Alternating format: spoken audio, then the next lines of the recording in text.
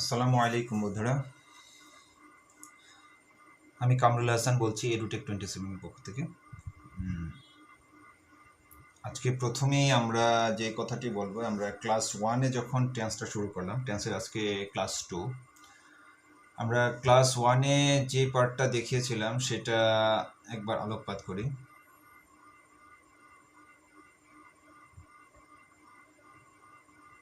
সেটা হলো, আমরা অক্সিলারি ভার্বগুলির ব্যাপারে এবং আমাদের ভার্বের ফর্মগুলির ব্যাপারে আমরা বলেছিলাম। ঠিকটা আপনারা এইভাবে দেখলেই দেখতে পাবেন যে আমরা অক্সিলারি ভার্বগুলি দেখিয়েছিলাম, যেমন to be verb, am is are, was, were, have has, had, এগুলি আমাদের মুখস্থ করার কথা ছিল। ভার্বের ফর্মগুলি মুখস্থ করার কথা ছিল, এবং আমাদের আরেকটা জিনিস মেমোরাইজ করার কথা ছিল, সেটা হলো কন্টিনিউয়াস টেন্স ছিল 6টা এবং পারফেক্ট এই কথাটা ছিল 6টা। দ্যাট মিনস এই দুইটা ওয়ার্ড 6টা করে আছে।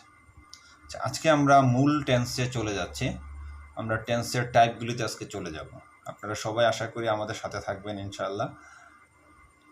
একটি কথা না বললেই না যে টেন্স কাকে বলে, এটা নিয়ে আমাদের আসলে টাইম কিল করার কিছু নেই। আমরা সবাই জানি ক্রিয়া সংগঠিত হওয়ার বা কাজ সংগঠিত হওয়ার সময়কে টেন্স বলে, এটা আমরা সবাই জানি। জাস্ট শুধু এই সময়টা কখন হয়, সময়টা হয় 3টা সময় হয়। একটা হলো বর্তমানে কাজ হতে পারে, অতীতকালে কোনো কাজ সংগঠিত হয়ে থাকতে পারে, অথবা ভবিষ্যতে কোনো কাজ ঘটে থাকবে, এরকম কিছু বিষয় থাকতে পারে। এই 3টা সময়েরই এক একটার 4টা করে টাইপ আছে। যেমন বর্তমানে 4 ধরনের কাজ হতে পারে, অতীতে 4 ধরনের কাজ হতে পারে, ভবিষ্যতে 4 ধরনের কাজ হতে পারে। এই সময়গুলির উপরে বেস করে আমাদের টেন্সটাকে 12টা ভাগে ভাগ করা হয়েছে।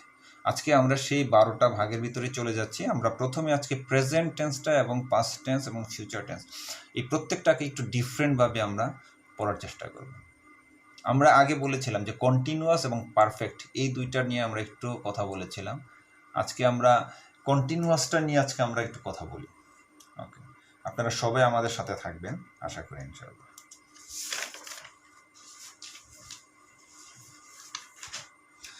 আমরা এটা খুব ভালো করে জানি, প্রেজেন্ট টেন্স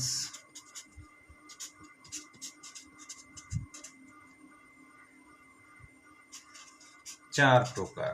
ওকে, 4 প্রকার। Number 1, present indefinite.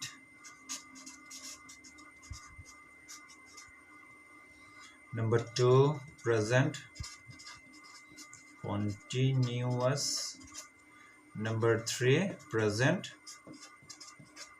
perfect. Number 4, present perfect continuous. ওকে, আমরা এবার চলে যাচ্ছি স্ট্রাকচারে। আমরা স্ট্রাকচারটা চলে যাচ্ছি। স্ট্রাকচার বলতে আমরা বোঝাচ্ছি যে কোনো সেন্টেন্স হওয়ার জন্য যে স্ট্রাকচার, দ্যাট মিনস গঠন প্রণালীটা লাগে, সেটাতে কি কি লাগে আমরা সব সময় খেয়াল রাখবো। এবং আজীবনের জন্য যে কোনো সেন্টেন্স আমাদের তৈরি করতে গেলে সেখানে প্রথমে সাবজেক্ট আসবে। কি আসবে? সাবজেক্ট আসবে। সাবজেক্টের পরই আমাদের ভার্ব থাকে। এখন এখানে আমি আপনাদের বোঝানোর সুবিধার জন্য ভার্ব 1, ভার্ব 2 এভাবে কথাটা লিখলাম। এই ভার্বের পর থাকে অবজেক্ট। এখানে কোশ্চেন হবে যে ভার্ব 1, ভার্ব 2টা নিয়ে। ভার্ব 1টাকে যদি আমি ব্র্যাকেটে এ ভি দিয়ে অক্সিলারি ভার্ব মিন করি, ভার্ব 2কে যদি আমরা প্রিন্সিপাল ভার্ব মিন করি, তাহলে আমরা দেখতে পাই সাবজেক্টের পরে অক্সিলারি ভার্ব যদি থাকে তাহলে বসবে, এরপর প্রিন্সিপাল ভার্ব বসবে। এবং এই দুইটাই কিন্তু ভার্ব, একটা হলো অক্সিলারি ভার্ব আর একটা হলো প্রিন্সিপাল ভার্ব। এই ভার্বের পর যা থাকবে সেটার নামে কি? অবজেক্ট। হ্যাঁ, তাহলে দেখেন, আমি যদি নর্মালি একটা উদাহরণ দিই, আই কি? তাহলে সাবজেক্ট প্লাস দিলাম এখানে কি আই, এই ব্র্যাকেটের ভিতরে না দিয়ে আই ডু দ্য ওয়ার্ক।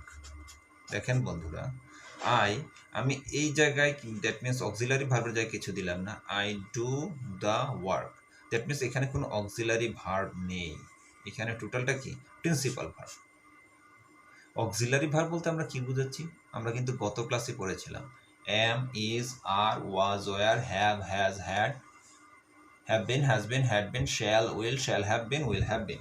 এই কথাগুলির কোনোটা এখানে নাই, এটা ছাড়া আমাদের হয়েছে। আচ্ছা, তাহলে বন্ধুরা একটা ট্রিক্স অথবা সহজে বোঝার জন্য যেটা বলে দিই, আপনারা সব সময় দেখবেন present indefinite tense, past indefinite tense, future indefinite tense. আমি কয়টা বললাম? তিনটা বললাম। একটা হলো present indefinite, past indefinite, future indefinite. এই ইনডিফিনিট তিনটার ক্ষেত্রেই সব সময় প্রিন্সিপাল ভার্ব বসবে, কোনো অক্সিলারি ভার্ব বসবে না। আর যখন দেখবেন যে অক্সিলারি ভার্ব বসছে,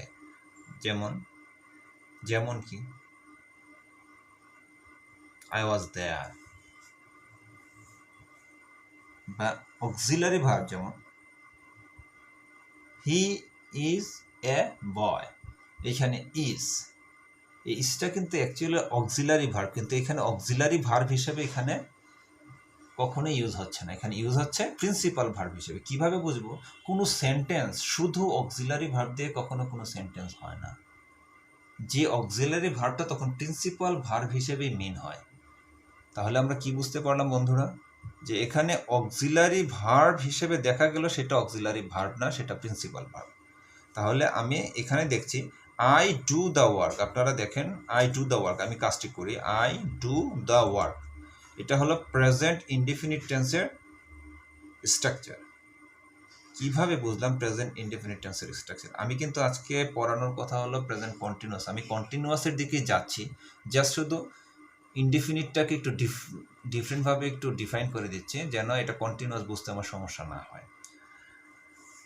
আই ডু দ্য ওয়ার্ক, এটা হলো প্রেজেন্ট ইনডিফিনিট। আচ্ছা, যদি আমি প্রেজেন্ট কন্টিনিউয়াসে যাই, যে কন্টিনিউয়াস বললাম 6টা কন্টিনিউয়াস আছে, এর ভিতর থেকে প্রেজেন্ট টেন্সে আছে 2টা কন্টিনিউয়াস, একটা হলো প্রেজেন্ট কন্টিনিউয়াস আর একটা হলো present perfect continuous.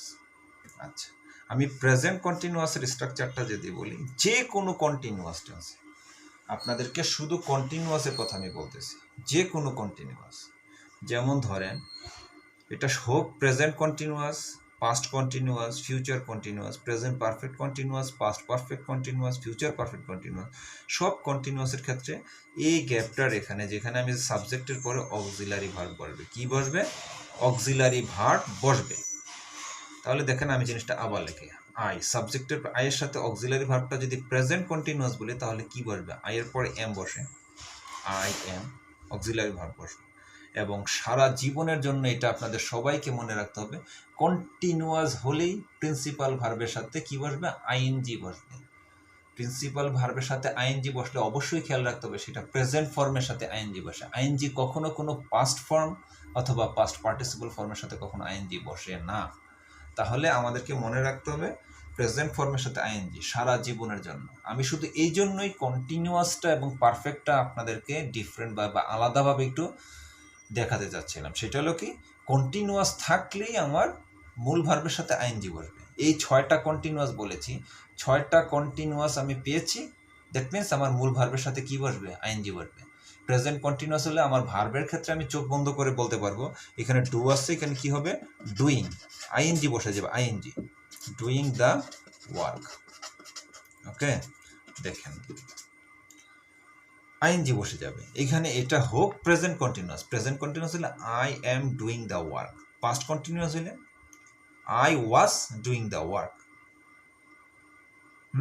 Future continuous হলে I shall doing the work. তাহলে পার্থক্যটা যেটাই থাক, শুধু পার্থক্যটা হলো কোথায়? অক্সিলারি ভার্বে। আজকে বন্ধুরা দেখেন আমি শুধু কন্টিনিউয়াস টেন্সটা আজকে দেখাচ্ছি।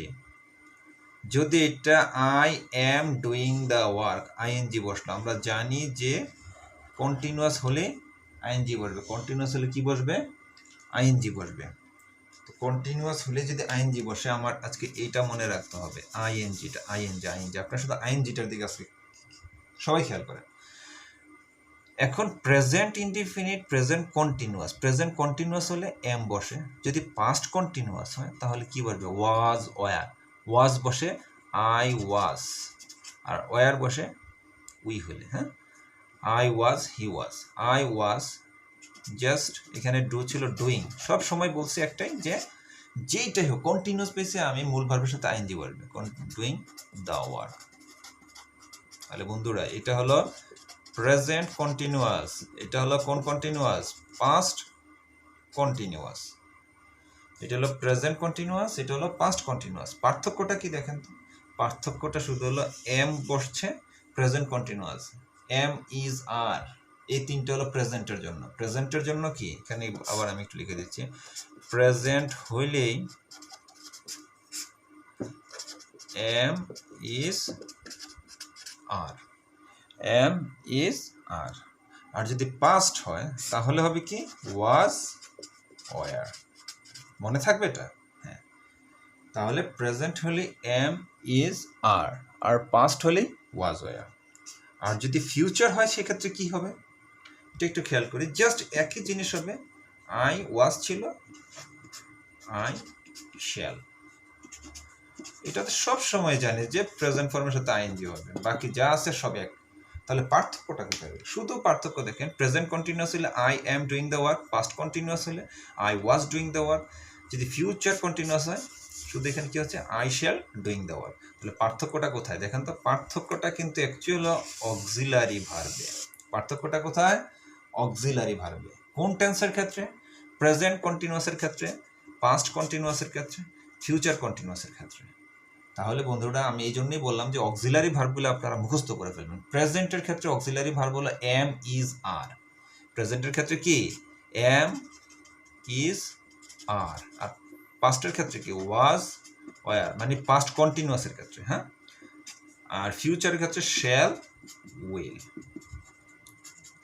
আমাদের অতটুকু মনে থাকলে আজকে আমরা কন্টিনিউয়াস টেন্স, তাই দ্যাট মিনস আমি তিনটা কন্টিনিউয়াস দেখালাম আজকে। একটা হলো present continuous, past continuous, future continuous. আমরা আগামী ক্লাসে ইনশাল্লাহ present perfect continuous, past perfect continuous, future perfect কন্টিনিউয়াসটা দেখাবো। আজকে সেই পর্যন্তই থাক। আমাদের একই কথা, আমি কামরুল হাসান বলছিলাম এডুটেক 27 থেকে। আপনাদের সবাইকে অনেক বেশি ধন্যবাদ আমাদের সাথে থাকার জন্য। আর সবাইকে রিকোয়েস্ট রইল আমাদের এই চ্যানেলটিকে, এডুটেক 27 এই চ্যানেলটিকে বেশি বেশি সাবস্ক্রাইব করে ফেলুন, আমাদের সঙ্গেই থাকুন, বেশি বেশি শেয়ার করুন, লাইক দিন। আমরা আপনাদের সাথে সবসময় আছি, ইনশাল্লাহ থাকবো। আসসালামু আলাইকুম।